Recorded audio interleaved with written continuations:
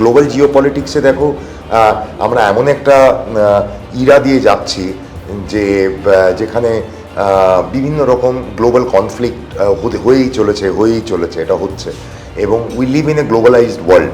কোথাও কোনো সমস্যা হলে সেটা কিন্তু আমাদের এফেক্ট করে। কিন্তু এক্ষেত্রে যেটা আমার বলার, যে আমাদের প্রধানমন্ত্রী তো সব জায়গায় গিয়ে দাবি করেন ওনার 56 ইঞ্চির ছাতি, উনি নাকি বিশ্বগুরু, দুনিয়া মে ভারত কা ডঙ্কা বাজ রা হ্যায়। কোনো সমস্যা সমাধানের ক্ষেত্রেই ওনার কোনো রোল আমরা তো দেখি না। উনি শুধু ওনার যে গদি মিডিয়া যেগুলো আছে তারা শুধু বলে, এবং মোদিজি যখন বিদেশ যান ওনার শুধু ছবিটা বেরোয়, উনি সবাইকে জড়িয়ে ধরেন আর খুব হাসেন, কিন্তু ওনার কথাবার্তা কী হয় সেটা কিন্তু আমরা কেউ জানি। এবং মানুষের মধ্যে আতঙ্কের কথা হলো জিনিসপত্রের দাম বাড়া, গ্লোবাল কোনো ক্রাইসিস হলে তার যে ইম্প্যাক্ট, তেলের দাম বাড়া, গ্যাসের দাম বাড়া, সেটা ইমিডিয়েট একটা ইম্প্যাক্ট হয় হচ্ছে যে কোনো জিনিসপত্রের দাম বাড়া।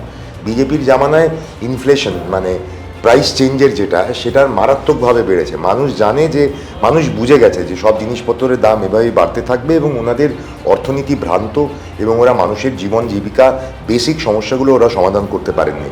কিন্তু তুমি ভয়ের কথা বললে আমি তোমাকে বারবার বলবো, সব থেকে বড় ভয় সাধারণ মানুষ হরমুজ বোঝে না, সাধারণ মানুষ জানে না ইরান আমেরিকার ঝামেলা, কিন্তু সাধারণ মানুষ বোঝে যে তাদের ভোটাধিকার কিন্তু চলে যাচ্ছে।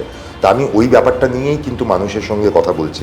অর্থনীতির সংক্রান্ত যে বিষয়, এনাদের পারফরমেন্স এত খারাপ, এটা মানুষকে খুব এফেক্ট করছে। আমি বিভিন্ন জায়গায় গিয়ে আমি এটা মানুষকে সহজ ভাষায়, অর্থনীতির জিনিসগুলো সহজ ভাষায় বোঝাতে হয়। লোককে জার্গান ইউজ করে কোনো লাভ নেই। বাজেট ডেফিসিট, রেভিনিউ ডেফিসিট বললে কেউ কিছু বুঝবে না, রেট অফ ইনফ্লেশনের কথা বললে বুঝবে না। কিন্তু আমি যেটা বোঝানোর চেষ্টা করছি যে এই সরকার আপনার বেসিক যে জীবনযাপন তার ক্ষেত্রে এরা কিন্তু কোনো পজিটিভ কন্ট্রিবিউশনটা করেনি, এবং লোকেদেরকে যখন বলছি তারা কিন্তু মাথা নাড়ছে এবং তারা বুঝছে। তো এই রেসপন্সটা কিন্তু আমি পাচ্ছি।